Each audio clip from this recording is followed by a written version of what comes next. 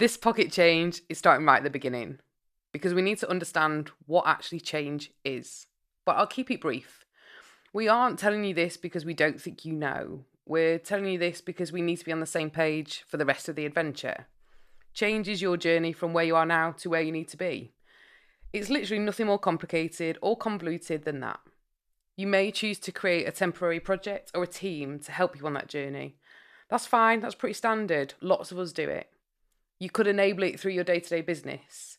This can also work. You will need to be clear on what you need and what you expect, so the tail doesn't start wagging the dog, but there's no need to make it messy so early. You might want a board or a formal reporting channel or a bit of extra governance if your organisation needs assurance that everything is working well, or more importantly, it's not.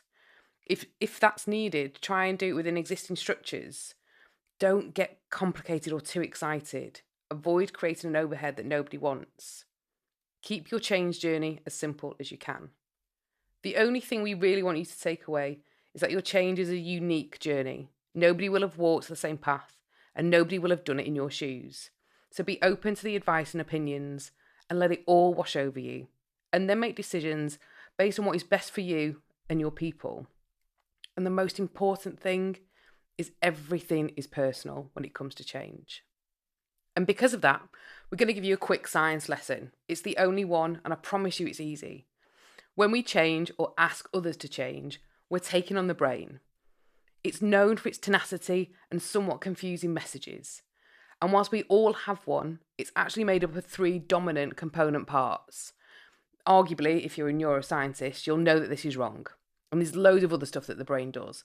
But for the sake of keeping this easy, I'm sticking with 3. We have the social or the limbic part of the brain, which helps us navigate the social world and form relationships. It's pretty opinionated. It will help us understand what is fair or not. And it definitely can be quite judgy. It will tell you if your bum looks big in those jeans. Then we have the reptilian or the primitive part of the brain, which is part of your vital functions. It'll have one eye looking out for danger and threats. It will be the thing that tells you to run away from the lion that chases you down the office. And then we have the human or neocortex brain, which learns all the things. It understands and navigates time. It's a calm and influence. It helps you negotiate, understand, and agree what is right and what is fair. It's the part of the brain that I imagine whispering, "Calm down, love. It's going to be all right." The reason we want to talk about the brain is because when you're dealing with change, you're never talking to one person. You're talking to 3 conflicting demands that will ask you to think and do differently. It has learnt behaviours and expectations.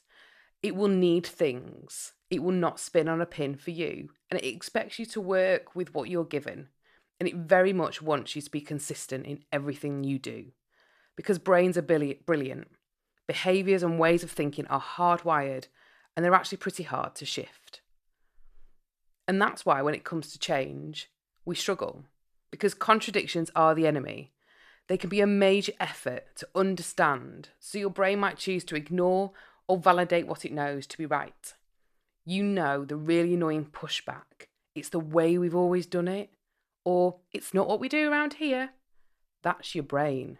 It's protecting you from what it knows to be right, from what it understands. And when we get our way and change goes away, or our ideas are validated, we flood ourselves with glasses of brain chemicals and we feel smashing. But for every change you ask your people to take on, you're actually asking 3 brains to get on board. And they all have different needs, different wants, and different desires. And unless your needs are in line with what they believe, you've got your work cut out for you.